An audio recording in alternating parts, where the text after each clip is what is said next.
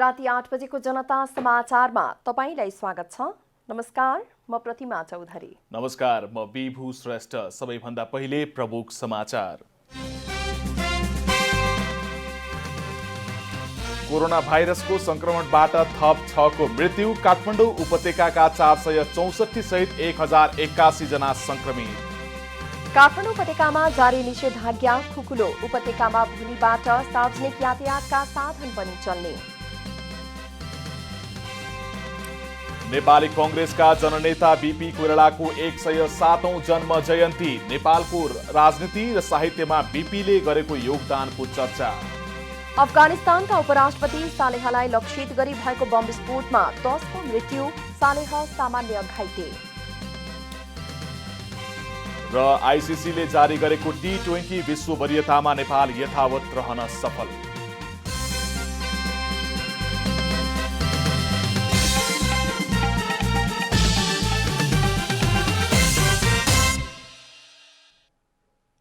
अब पूरा समाचार। नेपालमा कोरोना संक्रमणबाट थप 6 जनाको मृत्यु भएको छ। स्वास्थ्य तथा जनसङ्ख्या मन्त्रालयका अनुसार थप 3 महिला र 3 जना पुरुषको कोरोनाबाट मृत्यु भएको हो। काठमाडौँमा 83 वर्षीय महिला र 67 वर्षीय पुरुषको कोरोनाबाट मृत्यु भएको मन्त्रालयका प्रवक्ता प्राध्यापक डाक्टर जागेश्वर गौतमले बताउनुभयो। यस्तै कास्कीमा 73 वर्षीय महिला, अर्घाखाँचीमा 42 वर्षीय पुरुष, बाँकेमा 80 वर्षीय महिला र नवलपरासीमा 64 वर्षीय पुरुषको मृत्यु भएको हो। यो सँगै नेपालमा कोरोनाबाट मृत्यु हुनेको संख्या 312 पुगेको छ। आज 1081 जना नयाँ कोरोना संक्रमित थपिएको उहाँले बताउनुभयो। 11167 पीसीआर परीक्षण भएकोमा आज 338 जना महिला र 743 जना पुरुषमा संक्रमण देखिएको हो। काठमाडौँमा 394, ललितपुरमा 34 र भक्तपुरमा 36 जना संक्रमित थपिएका छन्। देशभरि आजसम्म कोरोना संक्रमितको संख्या 49,219 पुगेको छ।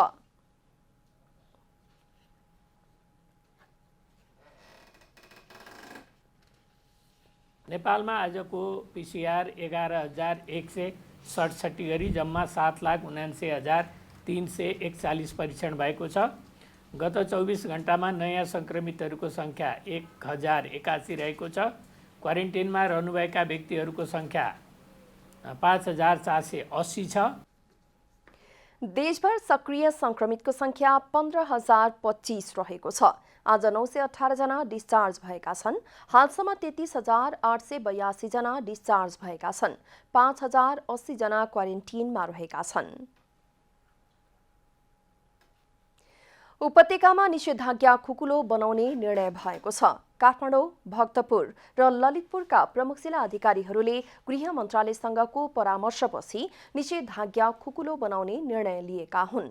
आज भएको निर्णय अनुसार उपत्यकाको आन्तरिक सवारी जोरबिजोर प्रणालीबाट व्यवस्थित गर्ने र खाद्यान्न लगायत अत्यावश्यक सामग्रीका पसल दिनभर खोल्न पाइने भएको छ।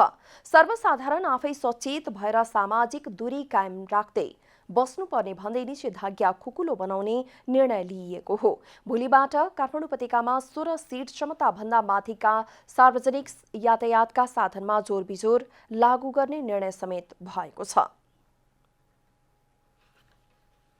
आज भाद्र 24 गते जननायक बीपी कोइरालाको 107औं जन्म जयन्ती। नेपालको राजनीति र साहित्यमा महत्त्वपूर्ण योगदान दिनुभएका प्रथम जननिर्वाचित प्रधानमन्त्री बीपी कोइरालाको 107औं जन्म जयन्ती विविध कार्यक्रम गरी आज देशभर मनाइएको छ। नेपालको पहिलो जननिर्वाचित प्रधानमन्त्री तथा नेपाली कांग्रेसका संस्थापक बीपी कोइरालाको 107औं जन्म जयन्ती 3 दिनसम्म विचार गोष्ठी आयोजना गरेर देशभर मनाइँदैछ।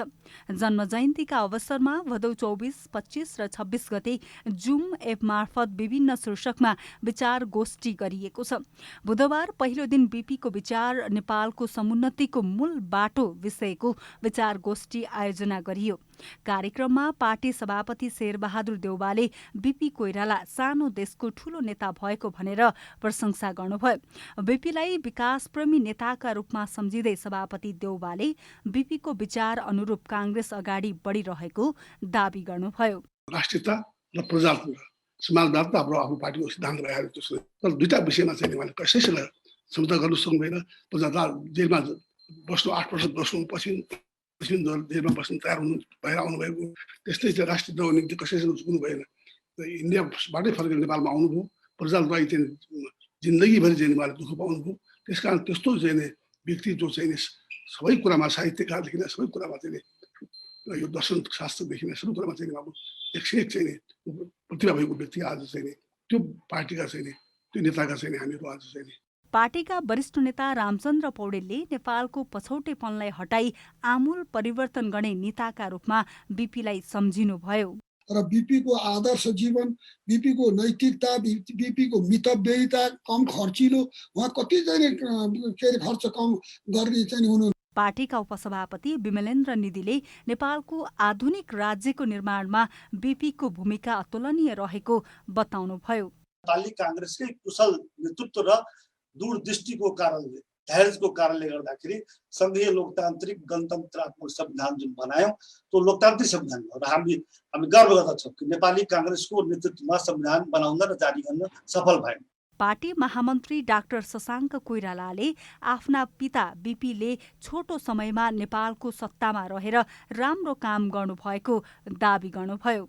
हामीले उहाँको पश्चिममा हिँड्ने हो भने नम्बर 1 कुरा के गर्नुपर्छ भने कांग्रेस पार्टी एकजुट भएर अगाडि बढ्नु पर्दछ। नम्बर 1, यहाँ गुट र उपगुटको सम्भावना समाप्त पार्नुपर्छ। हुन त 14 अधिवेशन आइरहेको छ, 14 अधिवेशनमा गुट र उपगुट हुन्छ, तर 14 अधिवेशन पछि चाहिँ नि गुट र उपगुट समाप्त पारेर एक ढिक्का भएर हामी अगाडि बढेको खण्डमा मलाई विश्वास छ कि नेपाली कांग्रेसलाई कसैले पनि हराउन सक्दैन। बीपीको आदर्श, मूल्य र मान्यता अहिले पनि कांग्रेसभित्र मात्रै होइन, वर्तमान सत्ताधारीलाई पनि उत्तिकै आवश्यक रहेको कांग्रेस नेताहरूको ठहर छ। कमला हमाल, काठमाडौँ। विद्यमान ऐनहरू भ्रष्टाचारको कारक बन्ने गरेको विषय सार्वजनिक भएको छ। ऐनहरूको दुरुपयोग हुँदा करिब 50% भ्रष्टाचार हुने गरेको भनाई बाहिरिएको हो। प्रत्यायोजित व्यवस्थापन तथा सरकारी आश्वासन समितिका सभापति रामनारायण बिडारीले विद्यमान ऐनहरू भ्रष्टाचारको कारक बन्ने गरेको बताउनु भएको छ। विद्यमान ऐनहरूको व्यापक दुरुपयोग भएका कारण नेपालमा भ्रष्टाचार बढी हुने गरेको उहाँले बताउनुभयो।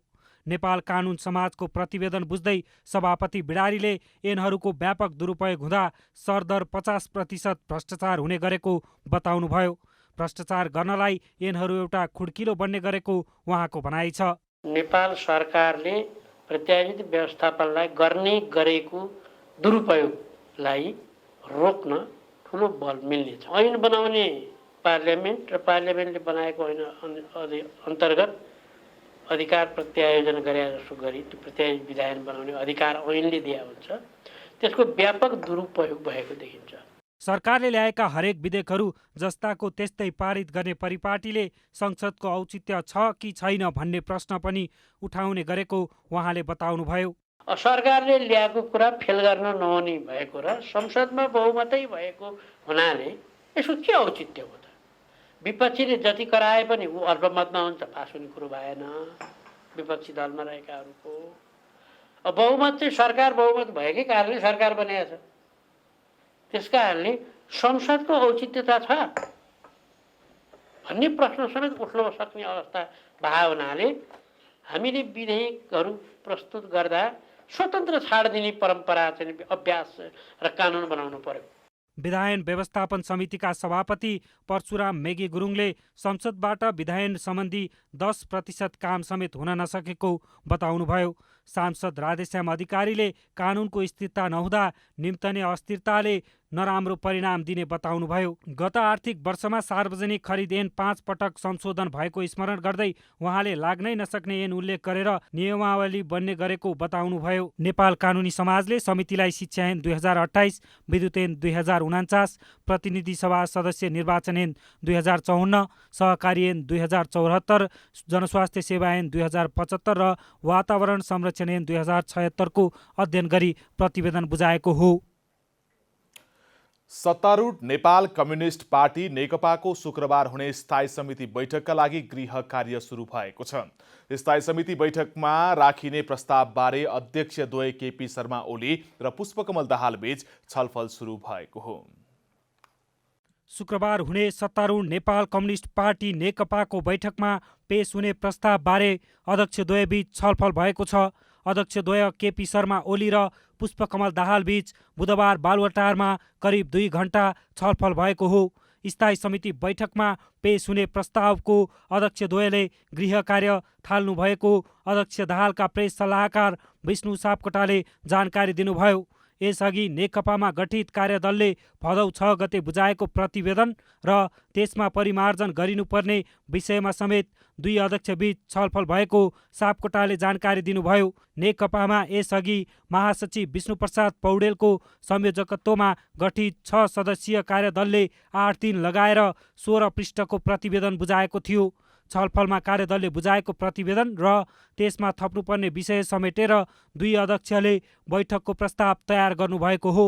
भदौ 18 गते बसेको पार्टी सचिवालय बैठकमा वरिष्ठ नेताहरूले कार्यदलको प्रतिवेदनमाथि प्रश्न उठाउनु भएको थियो। कार्यदलको प्रतिवेदन 26 गते बस्ने बैठकमा छलफलका लागि प्रस्तुत भएपछि त्यसमा थप सुझावसहित पारित गर्ने तयारी छ। यसअघि साउन 13 गतेका लागि निर्धारित स्थायी समिति बैठक स्थगित भएको थियो। त्यसपछि स्थायी समिति बैठक हुन सकेको थिएन। पछिल्लो समय कार्यदलले बुझाएको प्रतिवेदनका आधारमा पार्टीमा देखिएको आन्तरिक विवाद मिलाउने गरी सत्तारूढ नेकपा अगाडि बढेको छ। क्यामेरा ब्युरोका साथ अभिषेक सापकोटा, काठमाडौँ। ऊर्जा, जलस्रोत तथा सिंचाई मन्त्री वर्षमान पुनले अबको 2 वर्षभित्र देशभर पूर्ण विद्युतीकरण हुने बताउनु भएको छ। आज रोल्पाको लिबाङमा पत्रकारसँग कुरा गर्दै मन्त्री पुनले आगामी आर्थिक वर्षमा मुलुक नै उज्यालो बनाउने लक्ष्य रहेको दावी गर्नुभयो। देशभर विद्युतीकरणको लक्ष्यसहित कार्य सम्पादन गरिरहेको ऊर्जा, जलस्रोत तथा सिंचाई मन्त्रालयले आगामी वर्षसम्म देशभर पूर्ण विद्युतीकरण गरिसक्ने ऊर्जा मन्त्री वर्षमान पुनले बताउनु भएको छ। रोल्पाको लिबाङमा पत्रकारसँग कुरा गर्दै मन्त्री पुनले यसै वर्ष प्रदेश नम्बर 2, 3 र 4 लाई विद्युतीकरण गर्ने र आउँदो आर्थिक वर्षमा प्रदेश नम्बर 5, 6 र 7 लाई विद्युतीकरण गरी 2 वर्षमा मुलुकभर पूर्ण विद्युतीकरण गरिने बताउनुभयो। 2 नम्बर प्रदेश, 3 नम्बर प्रदेश र 4 नम्बर प्रदेश यसै वर्ष पूर्ण विद्युतीकरण हुन्छ। बजेटको व्यवस्था पनि भइसकेको छ। 5 नम्बर, 6 र 7 नम्बर चाहिँ यो वर्ष र आगामी वर्ष, यो वर्ष बहुवर्षीय टेन्डर गर्ने र आगामी वर्षसम्म अर्थात् 2 वर्षभित्र पूर्ण विद्युतीकरणको लक्ष्यसहित 22 अर्ब हामी ऋण सहयोग जुटाइसकेका छौँ। ऊर्जा क्षेत्रमा नेपालले ऐतिहासिक प्रगति गरेको चर्चा गर्दै मन्त्री पुनले आफ्नो निर्वाचन क्षेत्र रोल्पालाई पनि पूर्ण विद्युतीकरणका लागि प्रयास भइरहेको बताउनुभयो। रोल्पामा 2 वर्ष अघि 8,000 ग्राहक भएकोमा अहिले 20,000 पुगेको र आउँदो दशैंसम्ममा 18,000 विद्युतका ग्राहक थपिने पुनको दाबी छ। रोल्पामा गत वर्ष विनियोजित 40 करोड रकमको टेन्डर भइसकेको र चालु आर्थिक वर्षमा 15 करोड रकम विद्युतीकरणका लागि विनियोजन गरिएको मन्त्री पुनले जानकारी दिनुभयो। हरेक वर्ष बजेट विनियोजन गरिए पनि ठेकेदारका कारण कतिपय ठाउँमा समस्या भएको उहाँको भनाइ थियो। रोल्पाकै हकमा चाहिँ गत वर्षको 40 करोडको पनि टेन्डर भइसकेका छ। त्यो चाहिँ सायद अवार्ड गर्छ छिटै। अनि यो वर्ष पनि बाँकी ठाउँहरूको लागि 15 करोड थप रकम यो वर्षको विनियोजन छ। यदि यसले पनि पुगेन भने अरू हामी रकमहरू पनि विनियोजन गर्छौँ।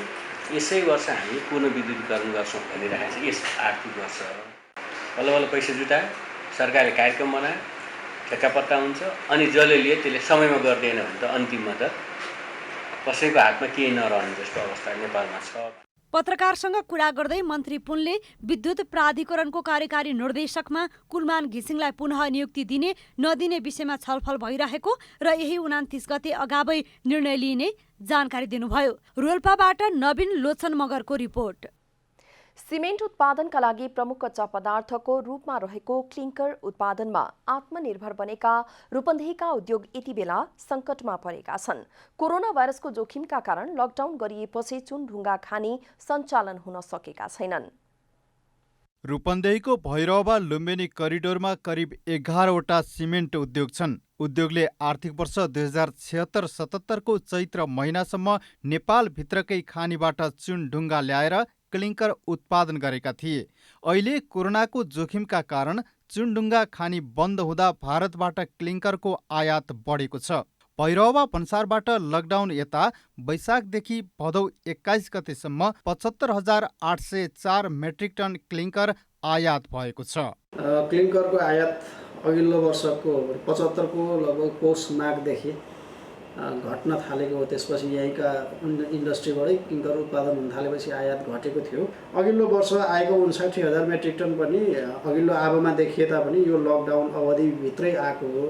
त्यसैकारण लकडाउन अवधिमा करिब 70,000 मेट्रिक टन जति आयात भएको छ।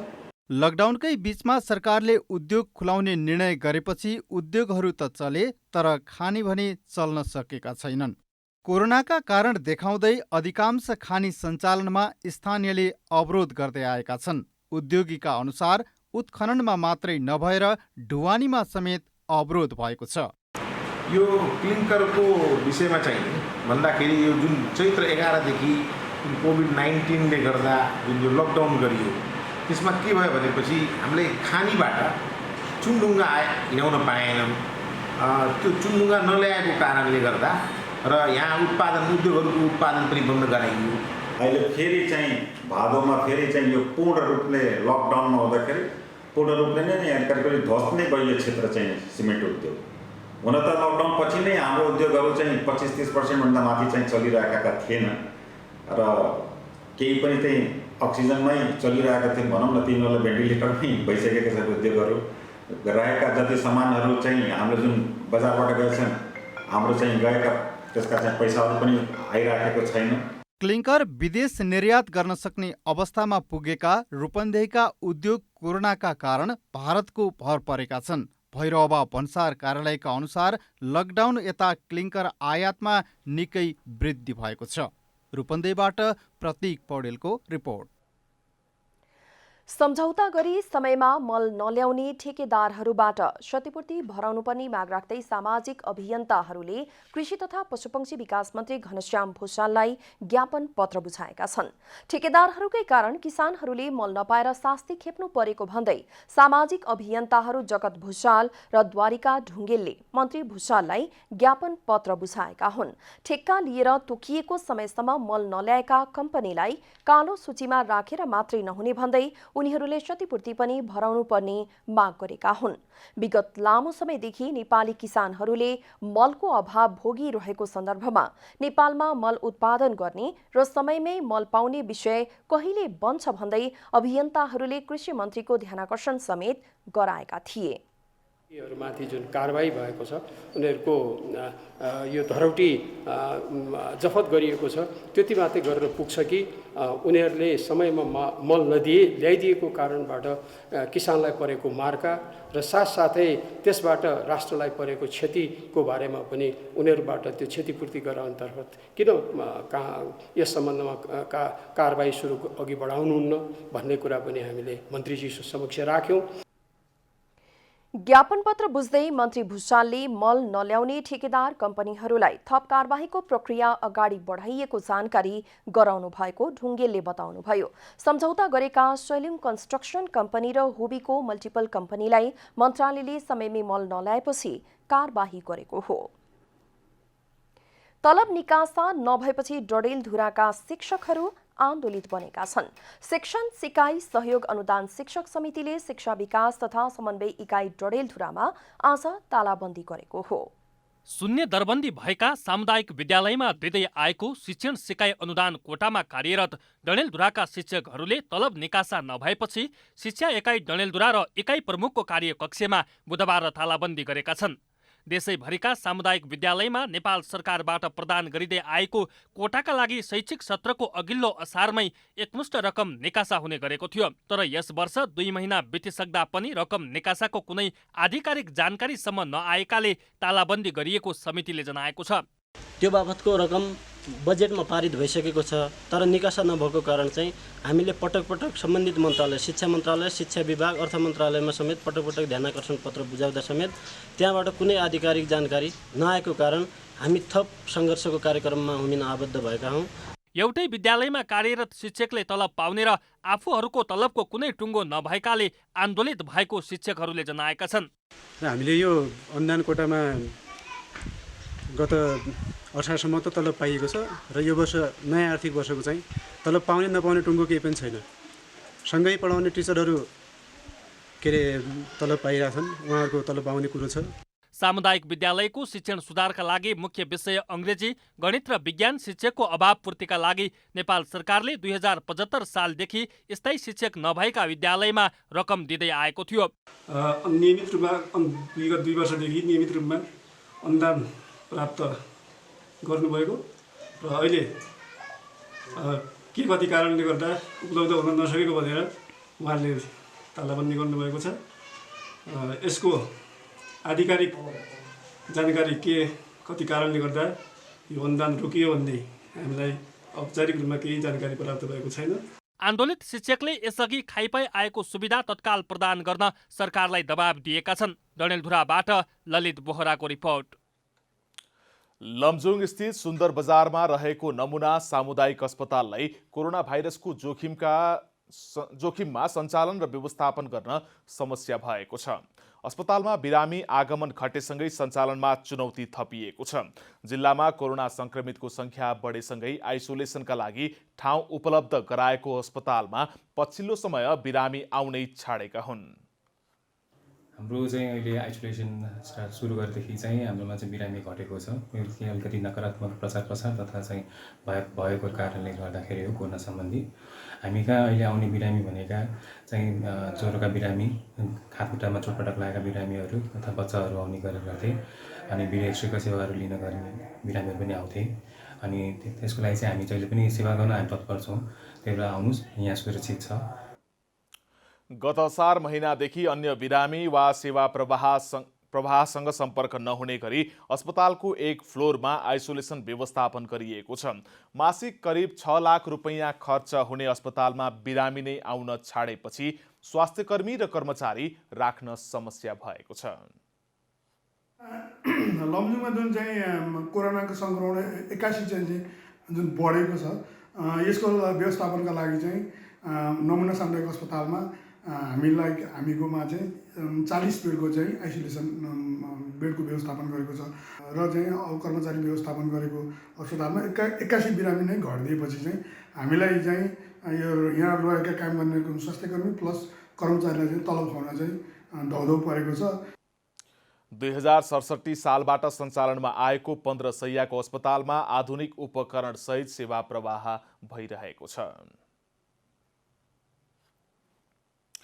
कोरोना भाइरस संक्रमणबाट जोगिन विश्वभर नै मास्क, सेनिटाइजर, सामाजिक दूरी, साबुन पानीको प्रयोग स्वास्थ्य सुरक्षाका आधारभूत मापदण्ड बनेको छ। तर यो प्रभावकारी रूपमा प्रयोग र पालना हुन सकेको छैन।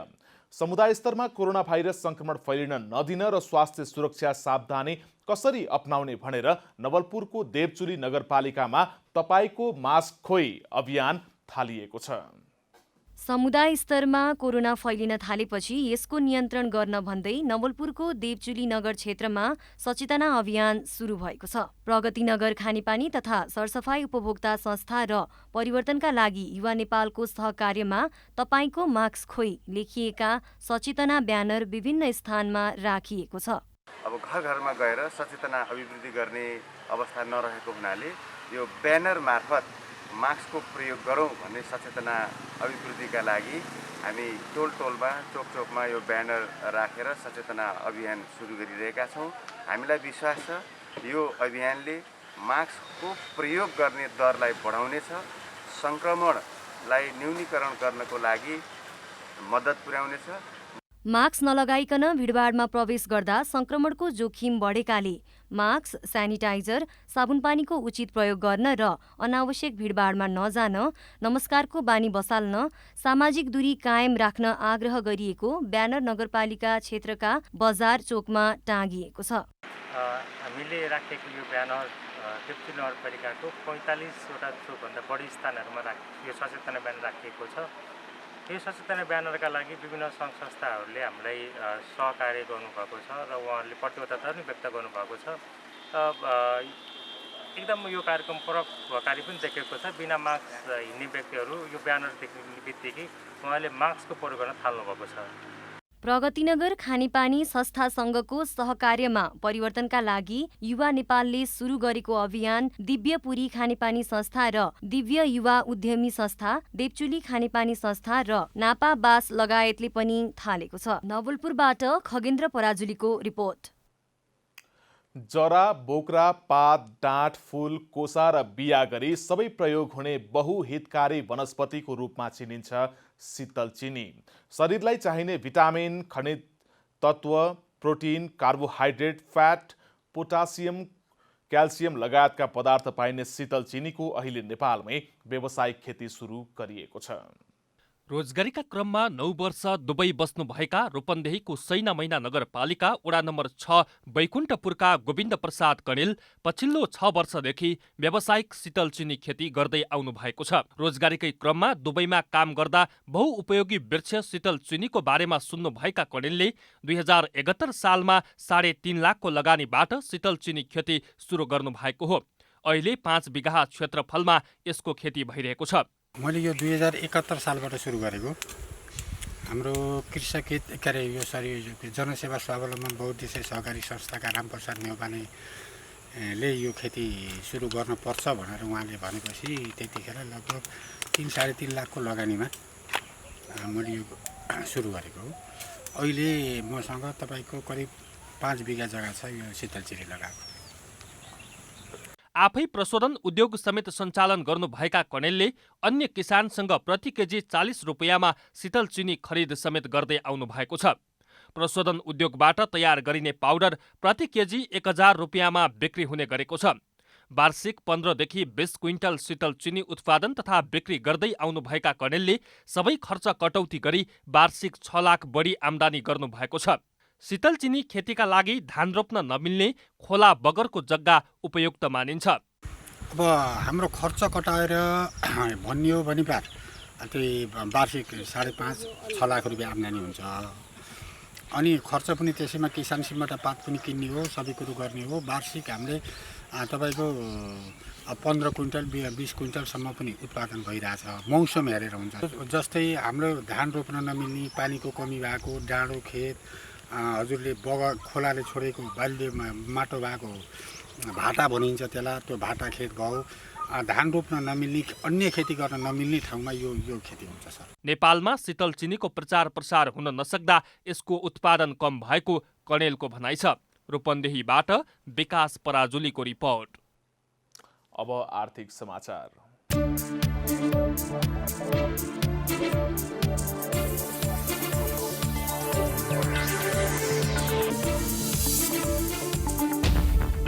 सरकारले असहज परिस्थितिका कारण विदेशबाट फर्किने नागरिकलाई राख्न थप होटल क्वारेन्टाइनको सूची सार्वजनिक गरेको छ। जिल्ला प्रशासन कार्यालय काठमाडौँले काठमाडौँ उपत्यकाका थप 31वटा होटलको सूची सार्वजनिक गरेको हो। कार्यालयले 4 तारेदेखि पर्यटकीय स्तरका 31वटा होटलको सूची सार्वजनिक गरेको हो। यी होटलमा 1266वटा बेड रहेको जिल्ला प्रशासन कार्यालय काठमाडौँले जनाएको छ। विदेशबाट उद्धार उडान मार्फत PCR परीक्षण नगरी नेपाल आउने नागरिकले होटल क्वारेन्टाइनमा बस्नुपर्नेछ। यसअघि भदौ 4 गते काठमाडौँमा क्वारेन्टाइन बनाइएको होटलहरूको सूची सार्वजनिक भएको थियो।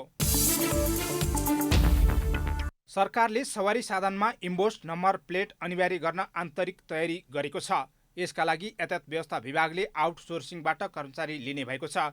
विभागले बुधबार सार्वजनिक सूचना निकालेर 4 जना दर्ता सहायक, 11 जना इनरोलमेन्ट अपरेटर, 3 जना स्टोर किपर, 11 जना मेकानिक, 3 जना रनर सहितका 32 जना कर्मचारी आउटसोर्सिङ गर्न लागेको जनाएको हो। सेवा अवधि सुरुमा सम्झौता मितिबाट 15 दिनभित्र सुरु भई बढीमा 6 महिनाको हुने सूचनामा उल्लेख छ। विभागको आवश्यकता अनुसार अवधि थप गर्न सकिने उल्लेख गरिएको छ। विभागले इजाजत प्राप्त तथा भ्याटमा भएका इच्छुक फर्म, संस्था वा कम्पनीबाट विभागका शर्तहरूको अधीनमा रही सिलबन्दी प्रस्ताव समेत आह्वान गरेको छ। गत बुधबारदेखि निरन्तर घटिरहेको सुनको मूल्य पुनः बढेको छ। बुधबार मूल्य तोलामा 600 रुपियाँले बढेर छापावाला सुन प्रतितोला 96,400 रुपियाँ कायम भएको छ। मङ्गलबार छापावाला सुन प्रतितोला 95,800 रुपियाँ कायम रहेको थियो। बुधबार तेजाबी सुन प्रतितोला 95,900 रुपियाँ कायम रहेको छ। चाँदीको मूल्य तोलामा 5 रुपियाँले बढेर प्रतितोला 1,315 रुपियाँ कायम भएको छ। अन्तर्राष्ट्रिय बजारमा सुनको मूल्य बढेर $1,930 हाराहारीमा कारोबार भइरहेको छ। साताको चौथो कारोबार दिन बुधबार शेयर बजार परिसूचक नेप्सेमा सुधार आएर 1500 अङ्क माथि पुगेको छ। बुधबार नेप्से 13.05 अङ्कले बढेर 1508.20 अङ्कमा पुगेको हो।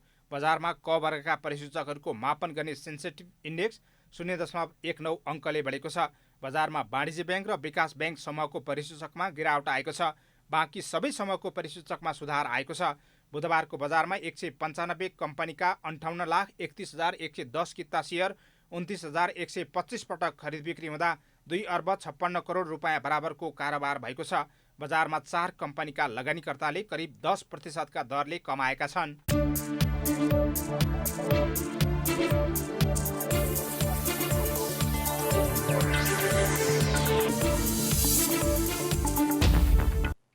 अब खेल समाचार।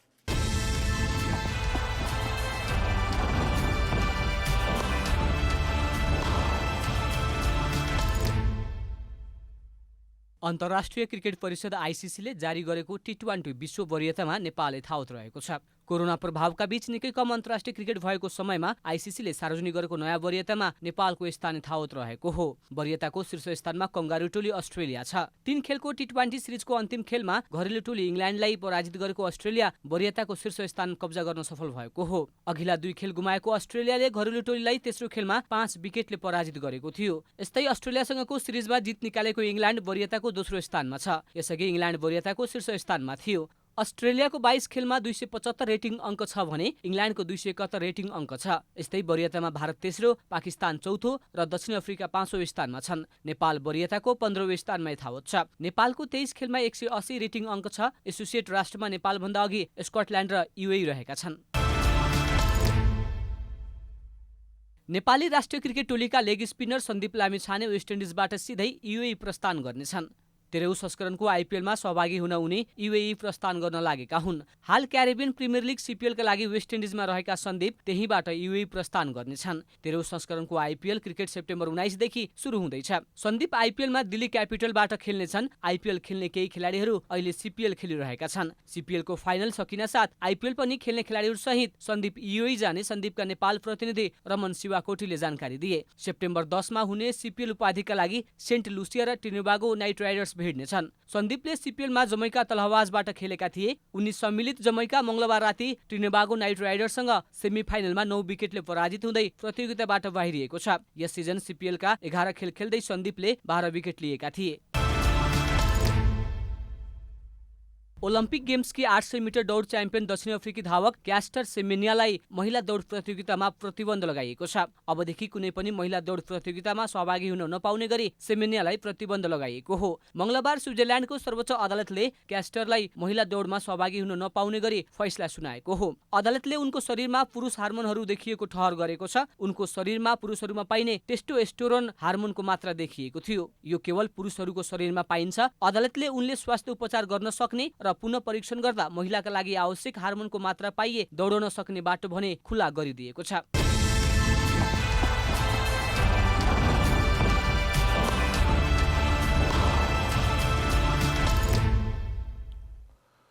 अब मौसम सम्बन्धी विवरण।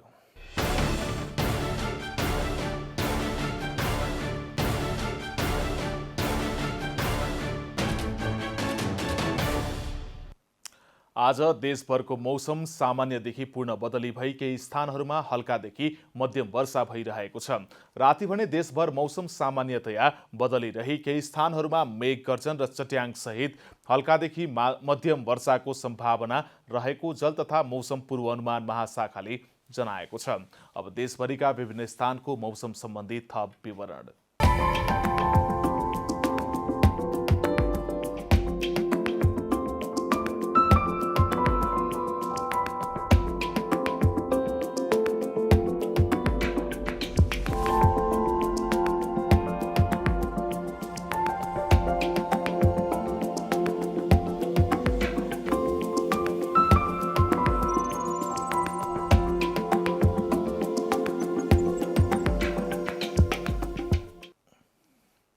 अब अन्त्यमा आजको डायरी।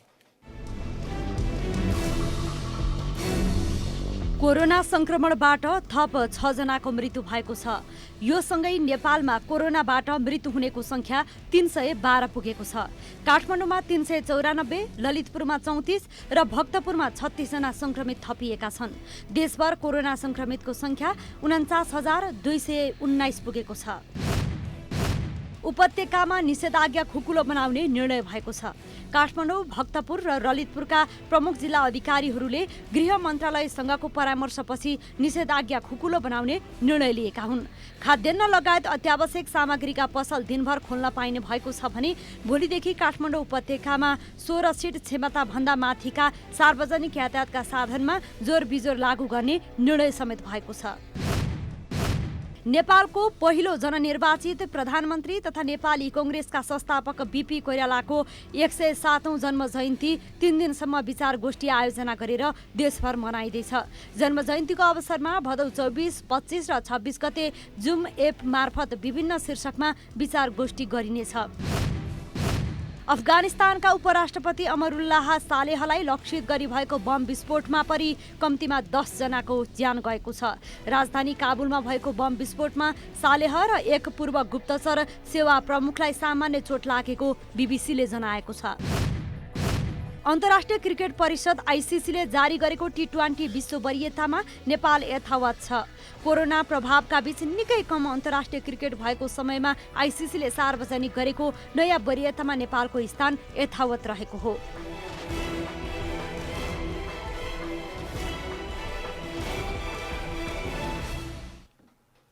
जनता समाचार अहिलेलाई यति नै।